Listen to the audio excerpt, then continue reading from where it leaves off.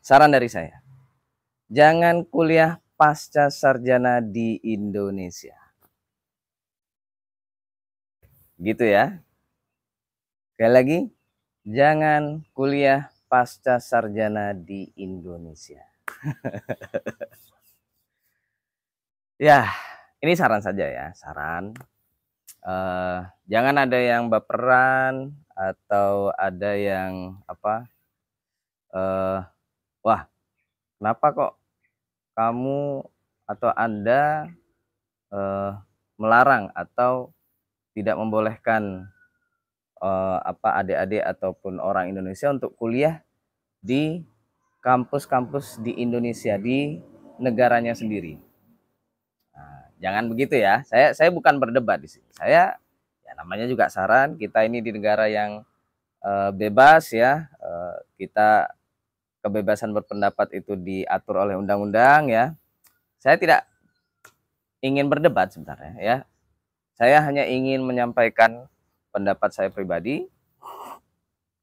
Anda mendengarkan alhamdulillah, tidak mendengarkan juga tidak apa-apa. Saya tidak ada ruginya. Ya, jadi ini terutama saya sampaikan karena video-video saya yang kemarin yang sudah beredar begitu ya. Itu banyak komentar-komentar yang kontra ya, ada juga yang pro gitu. Tapi saya tetap ya kepada yang kontra saya menanggapi juga ya secara positif ya. Terima kasih sudah berkomentar gitu. Tidak harus sependapat dengan saya ya. Anda juga bebas berpendapat. Ya tentu saya juga bebas berpendapat ya teman-teman ya. Dan semua video-video saya itu sifatnya hanyalah saran dan pendapat. Jadi ya siapa saya untuk memaksa Anda untuk mengikuti pendapat saya. Saya bukan presiden, saya bukan pembuat aturan ya atau undang-undang ya. Kalau mereka yang memiliki jabatan ataupun power ya, mungkin bisa memaksa kita ya, yaitu dalam bentuk undang-undang ataupun peraturan-peraturan. Tapi kalau kita yang rakyat jelata ini ya hanya bisa sharing aja ya, sharing dan terutama ya berpendapat lah ya, berpendapat.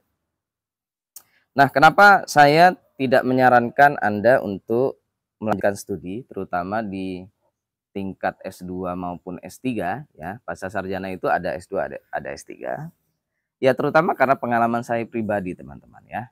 Jadi karena saya merujuk kepada pengalaman pribadi dan juga pengalaman beberapa kawan-kawan ya yang sama-sama pernah menempuh pendidikan S2 maupun S3. Dan itu informal tentunya ya. Jadi namanya juga kawan ya. Jadi bukan sumber yang kalau mau dibilang yang ilmiah, atau sebenarnya pengalaman pribadi pun ilmiah sebenarnya teman-teman ya, tapi memang tidak terlalu kuat ya dibandingkan data-data yang lain gitu ya, seperti penelitian ataupun ya wawancara, observasi dan seterusnya. Tapi tetap sebuah pernyataan ataupun argumentasi yang didasarkan kepada pengalaman pribadi itu tetap ilmiah teman-teman. Hanya ya itu tadi ya, argumentasinya tidak terlalu kuat. Terus yang kedua, memang terkesan subjektif dan personal sekali ya, dan agak susah untuk diberlakukan kepada konteks lain ataupun pengalaman orang lain. Nah, ini berdasarkan pengalaman saya pribadi, saya sudah membuat sebuah kesimpulan bahwa sebaiknya Anda tidak menempuh pendidikan S2 ataupun S3 di Indonesia. Kenapa? Nah, kan itu yang dijadikan pertanyaan ya. Kenapa kok Huda Fikri tidak menyarankan kita untuk kuliah S2 maupun S3 di dalam negeri? Yang pertama teman-teman, ya karena sistem pendidikan di Indonesia ini ya, di negara kita yang tercinta ini masih menganut atau masih mempraktekkan feodalisme. Itu ya, itu yang pertama. Masih mempraktekkan praktek-praktek feodal. Ini Anda setuju boleh, tidak setuju juga tidak masalah ya. Jadi, terutama ditunjukkan oleh para dosen-dosennya, para profesornya, bahkan pimpinan-pimpinan, perguruan tingginya gitu ya. Bagi Anda yang belum begitu mengetahui atau memahami tentang feodalisme ya, ini saya kasih tahu ya. Feodalisme itu adalah suatu paham ataupun praktek di mana terjadi kesenjangan kekuatan ya antara satu orang dengan orang yang lain. Apa itu? Ya bentuknya satu orang itu kedudukannya lebih tinggi daripada yang lain. Nah, itu feodalisme. Dan terutama ya bentuknya ya seperti dosen dengan mahasiswa ya. Jadi dosen itu kedudukannya lebih tinggi daripada mahasiswa.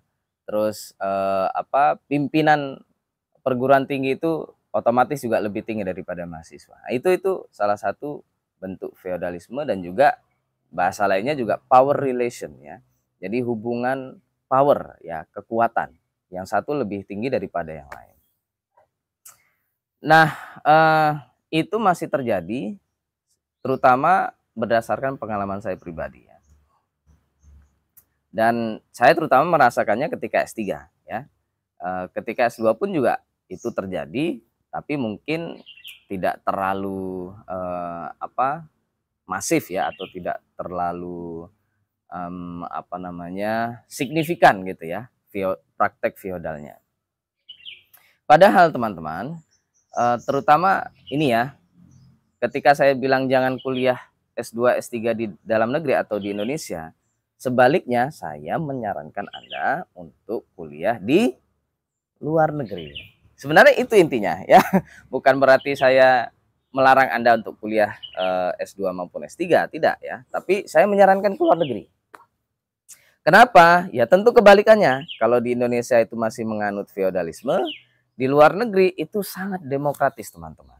Ya, sejauh yang saya ketahui, demokratis dan terutama mahasiswa itu tidak dianggap sebagai bawahan, gitu ya. Kalau feodalisme kan tadi ada atasan, ada bawahan, ada dosen, ada mahasiswa. Dosen itu lebih mengetahui segalanya daripada mahasiswa, gitu ya.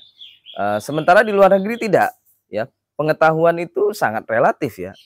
Guru ataupun dosen bukanlah menjadi sumber daripada ilmu pengetahuan.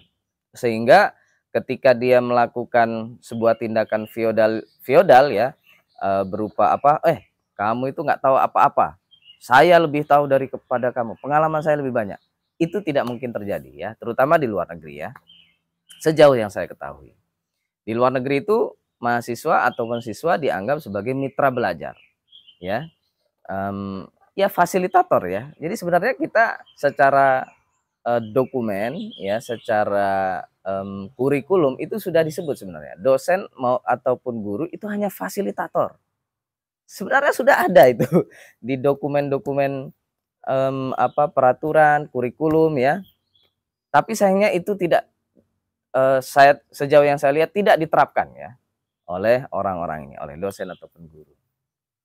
Mereka lebih banyak mempraktekkan ya itu praktek feodalistik ya. Ya, kamu ini salah. Coba lagi lebih banyak dosen-dosen ataupun guru-guru ini ya lebih banyak kepada menyalah-nyalahkan dan membentak-bentak, terus bahkan mengedepankan tata krama gitu ya. Sebenarnya tata krama dalam tanda petik itu tujuannya kamu harus tunduk pada saya begitu ya. Dan itu masih terjadi sampai detik ini. Ya. Itu sayangnya di dunia pendidikan tinggi terutama ya. Kalau dunia pendidikan sekolah mungkin pengetahuan saya tidak terlalu banyak ya. Tapi kalau di pendidikan tinggi, di perguruan tinggi itu seperti itu ya. Dosen-dosen maupun guru-guru. Nah, itu sangat menghambat ya, praktek-praktek feodalistik itu menghambat ya perkembangan mahasiswa tentunya. Iya apa enggak? Silakan Anda renungkan ya sebelum membantah saya ya. Dan juga coba direfleksikan kepada pengalaman Anda pribadi. Apakah dosen-dosen Anda seperti itu atau tidak ya? Sejauh yang saya ketahui masih seperti itu ya. Itu sayang sekali. Di Indonesia praktek feodalistiknya masih sangat tinggi ya. Di perguruan tinggi Indonesia. Di luar negeri tidak, teman-teman ya. Jadi itu, mahasiswa dianggap mitra belajar, dan yang kedua, ilmu pengetahuan itu tidak berasal dari dosen ataupun profesor ya. Jadi mahasiswa ini betul-betul dibimbing dan diarahkan untuk mendapatkan ilmu-ilmu pengetahuan itu ya.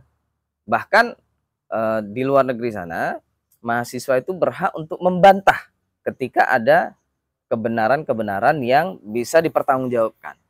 Begitu teman-teman ya. Jadi itu ya, kembali lagi kenapa saya tidak menyarankan Anda untuk kuliah di dalam negeri. Karena ini praktek-praktek feodalistik yang masih melanda perguruan tinggi kita. Itu yang pertama. Yang kedua ya, sebenarnya yang paling utama itu ya, feodalistik itu ya. Yang kedua ya tentu ya sistem pendidikan kita ini masih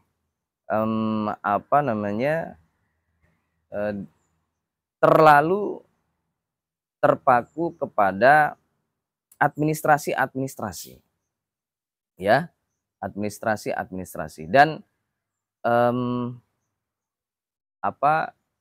mahasiswa ya, yang saya ketahui itu diwajibkan untuk memiliki nilai sertifikat ataupun nilai bahasa ya, terutama bahasa Inggris. Padahal kegunaannya masih dipertanyakan ya, yaitu syarat untuk lulus, syarat untuk sidang mahasiswa itu diwajibkan memiliki sertifikat TOEFL. Coba, manfaat sertifikat TOEFL itu nantinya itu apa coba? Selain untuk syarat lulus ya. Nah, itu yang saya kurang tahu apakah mungkin kewajiban mahasiswa untuk memiliki sertifikat TOEFL itu berkaitan dengan akreditasi ya.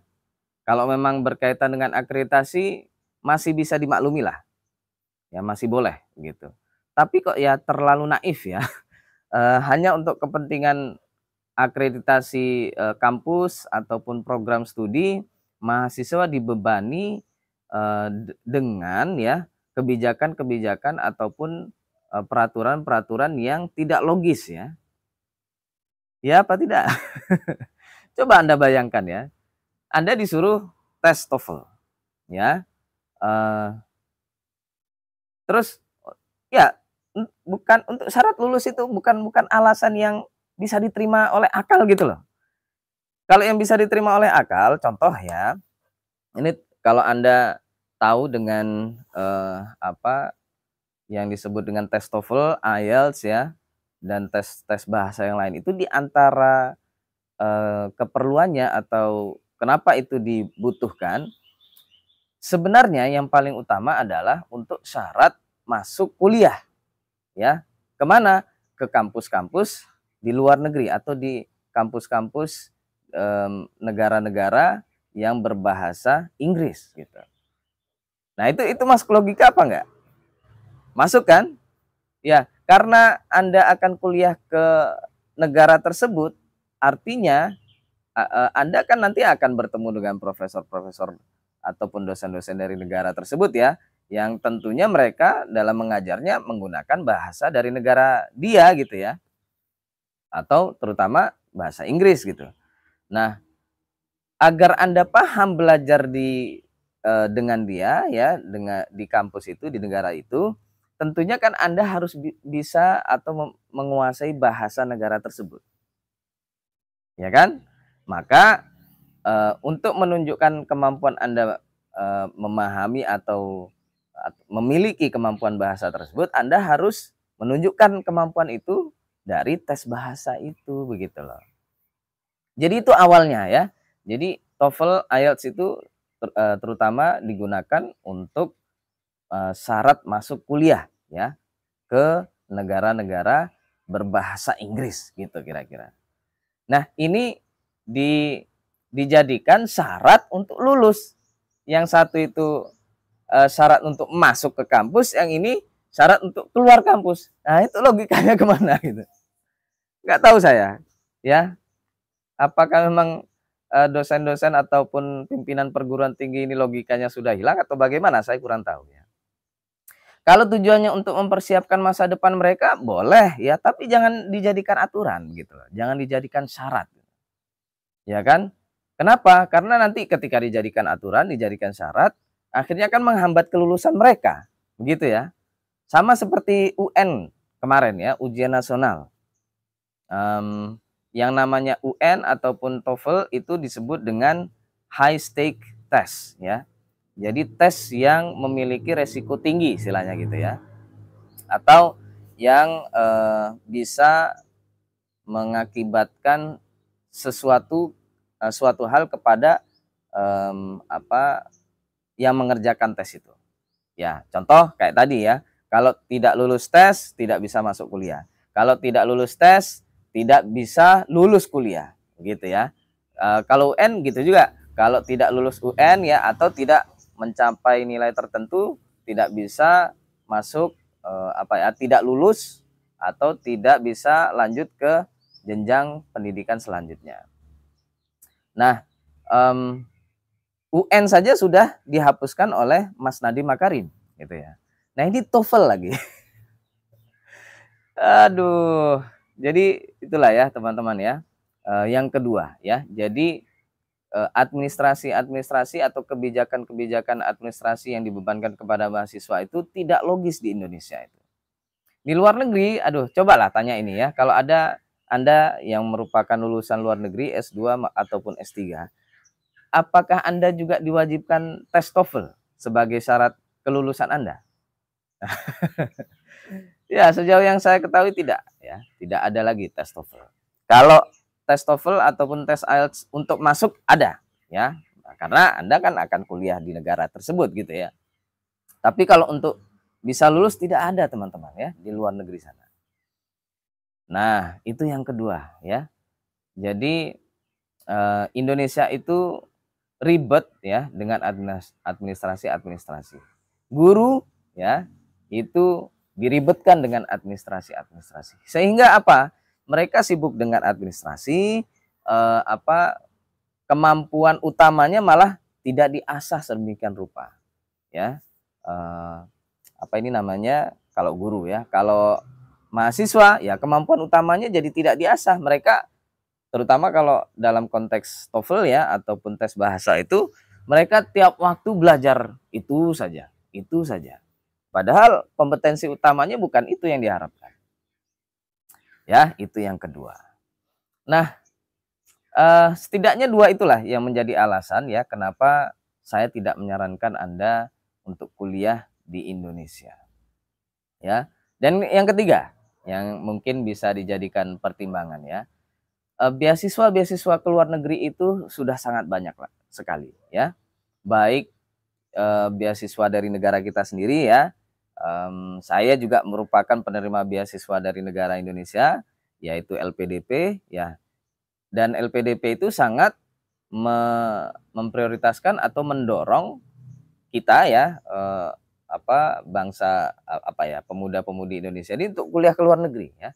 Kenapa ya? Tentunya kelebihannya banyak sekali ya di luar negeri itu ya. Ya kalau mengacu kepada alasan-alasan saya yang sebelumnya tadi ya, nomor 1 dan nomor 2 ya. Pertama, di luar negeri sangat demokratis sekali ya tentunya. Terus yang kedua, tidak ada persyaratan-persyaratan administratif yang tidak logis ya yang diberikan kepada mahasiswa. Kalaupun ada tugas-tugas tentu ya. Nah, tugas-tugas itulah yang seharusnya kalau di Indonesia itu digalakkan gitu loh. Ya, kalau di luar negeri ya pasti Anda tugasnya menulis esai, dan menulis esai. Begitu ya.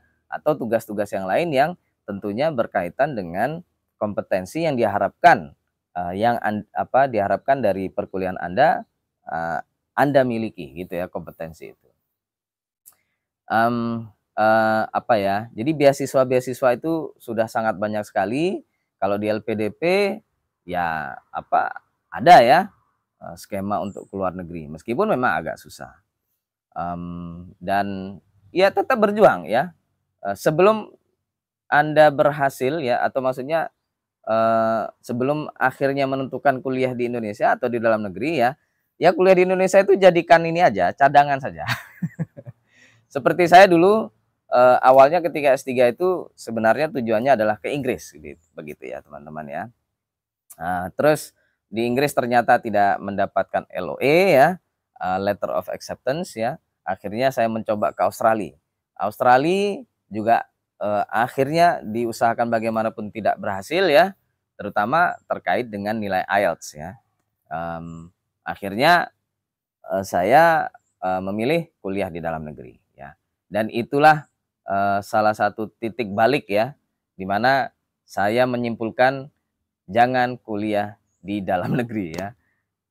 Apalagi di S3 ya. Di S3 itu harusnya dosen-dosen itu menganggap mahasiswanya sebagai mitra belajar.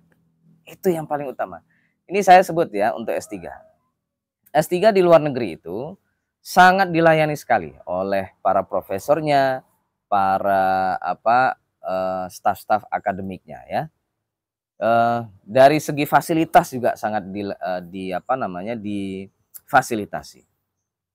Mahasiswa S3 di luar negeri itu memiliki ruang kerja sendiri ya. Silakan nanti teman-teman yang alumni dari luar negeri itu share ya di kolom komentar.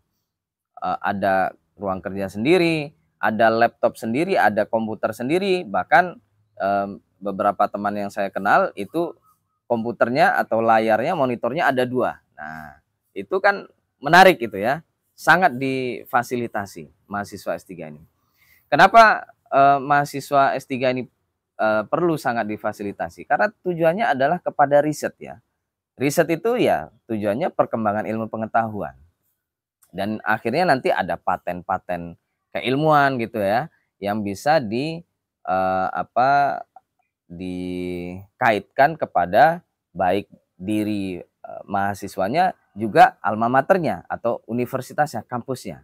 Makanya seperti paten-paten yang dimiliki almarhum Pak Habibie itu, meskipun itu paten milik dia, tapi juga paten itu mengacu atau merujuk kepada institusi di mana dia kuliah dulu ya, yaitu di Jerman. Itu yang saya ketahui ya. Dan itu pasti kan membanggakan ya ketika ada kontribusi dari mahasiswa lulusan kampus dia. Makanya di luar negeri itu mahasiswa S3 sangat difasilitasi, itu yang pertama. Terus yang kedua, dosen-dosennya tidak menganggap mahasiswa ini sebagai bawahan ya. Bawahan itu artinya apa? Ya kalau mahasiswa S2 S1 mungkin tidak masalah ya dianggap bawahan, karena ilmu pengetahuannya ilmu pengetahuannya terutama itu tidak terlalu banyak, pengalamannya juga tidak terlalu banyak atau sedikit. Nah, mahasiswa S3 ini kan sudah sudah pada taraf yang berbeda ya. Dan rata-rata mereka ini adalah profesional ya. Mereka ini adalah orang-orang yang sudah berkecimpung di bidangnya masing-masing. Ada yang sudah menjadi dosen, ada yang sudah mapan di sebuah perusahaan dan seterusnya ya, atau organisasi tertentu. Maka ketika dia dianggap sebagai bawahan, dianggap orang yang tidak tahu menahu, ini kan kurang ajar namanya. Dan itu yang masih terjadi di Indonesia. Nah, jadi itu yang sangat disayangkan di Indonesia ini ya. Sangat jarang sekali saya temukan profesor ataupun dosen yang menganggap mahasiswa S3 ini sebagai mitra belajar atau mitra profesional ya. Terutama begini, kalau tujuannya adalah riset atau penelitian, harusnya mahasiswa S3 ini dianggap sebagai kolega untuk melakukan penelitian ini gitu. Kalau di luar negeri sudah berjalan seperti itu teman-teman ya. Jadi saya rasa ya, terlepas dari saya secara pribadi ada ketidaksukaan atau sentimen ya terhadap negara-negara barat terutama, tapi saya mengacungi jempol ya dalam hal penyelenggaraan pendidikan pasca sarjananya di luar negeri itu. Terutama itu tadi ya, mereka mengedepankan demokratis ya, demokrasi dalam studi. Terus juga mereka betul-betul melayani kita sebagai profesional gitu ya, bukan sebagai bawahan. Nah, sayangnya di Indonesia belum seperti itu teman-teman. Saya nggak tahu kenapa ya praktek feodalistik itu masih terjadi di Indonesia. Padahal mohon maaf, mereka dosen-dosen ini, profesor-profesor ini tidak sedikit yang merupakan alumni luar negeri loh. Kenapa ya? Apakah ilmu-ilmu ataupun value-value ya atau nilai-nilai pendidikan yang mereka dapatkan di luar negeri itu tidak diberlakukan di Indonesia? Kenapa ya? Apakah karena karakter feodalistik yang mereka miliki ya sebelum berangkat studi itu tetap melekat gitu ya, dan itu tidak pernah hilang? Mungkin ya, mungkin bisa jadi seperti itu.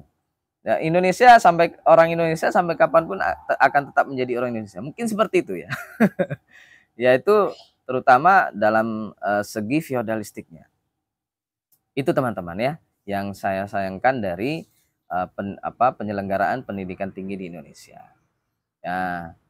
Dan satu hal lagi ya, dosen-dosen di Indonesia itu jarang sekali mau menerima kritik dari mahasiswanya. Ya apa enggak? Coba ini kalau Anda ini dosen atau profesor, apakah Anda merupakan sosok dosen yang mau menerima kritikan dari mahasiswa atau tersinggung? Kalau Anda tersinggung, berarti masih ada benih-benih feodalistik di dalam Anda. Ya. Terutama kritiknya itu masuk akal ya. Kalau tidak masuk akal boleh Anda tersinggung gitu ya. Tapi, itu pun keterlaluan kalau Anda tersinggung ya. Kritikan itu yang disebut kritikan itu berbeda dengan menjelekkan ya. Contoh kalau kritik itu Bapak mohon maaf, Pak selalu mengingatkan kami untuk selalu tepat waktu ya, dan bahkan kami akan mendapatkan hukuman jika kami tidak datang tepat waktu. Di antaranya kami tidak boleh masuk ke kelas, bahkan tidak boleh mengikuti ujian. Tapi ketika Bapak yang terlambat ataupun tidak tepat waktu, Bapak santai-santai saja. Nah, itu coba Anda introspeksi dulu ya, sebelum Anda tersinggung gitu ya. Apakah itu betul atau tidak? Kalau tidak betul, ya silakan keluarkan argumentasi yang masuk akal, yang terlepas dari emosi-emosi sesaat, begitu kira-kira ya. Nah, jadi itulah hal-hal yang saya kira perlu dijadikan pertimbangan bagi Anda yang ingin kuliah pasca sarjana di Indonesia. Kalau Anda bisa melalui itu silahkan ya. Bukan saya melarang Anda untuk kuliah di Indonesia ya. Ya melarang sebenarnya, tapi dengan alasan-alasan yang tentunya logis dan masuk akal yang bisa diterima oleh Anda. Kalau Anda tidak terima juga tidak masalah ya. Kalaupun ternyata tidak, udah di kampus saya dosen-dosennya baik-baik gitu ya.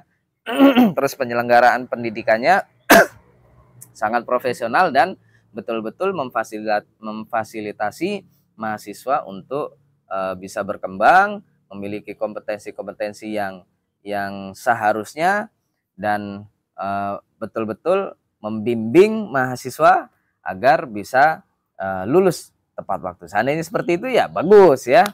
Silakan kalau memang ada kampus-kampus yang seperti itu, yang profesional ya, seperti di luar negeri, coba disebutkan. Nah, itu perlu kita apresiasi ya, kampus-kampus tersebut. Nah, nanti di kesempatan yang lain saya akan membahas praktek-praktek praktek-praktek tidak pantas ya yang dilakukan oleh dosen-dosen di perguruan tinggi di Indonesia, terutama tentang praktek nebeng ya, nebengisme. Nah, itu saya akan bahas di kesempatan selanjutnya ya, terutama karena ada kebijakan tentang publikasi Scopus atau publikasi riset ya, yang dibebankan kepada mahasiswa sebagai pengganti atau apa istilahnya ya, pengganti dari, seharusnya itu dibebankan kepada dosen ya, tapi akhirnya mahasiswa ini direkrut untuk bisa melengkapi kewajiban dari dosen ini. Nah, itu ya, nebengisme di dunia akademik. insya Allah di video selanjutnya. Ya, sementara itu Anda setuju atau tidak setuju silahkan ya. Kita berada di negara demokratis. Saya hanya menyampaikan pendapat. Diterima tidak? Diterima alhamdulillah, tidak diterima juga tidak masalah ya. Sampai jumpa di kesempatan selanjutnya.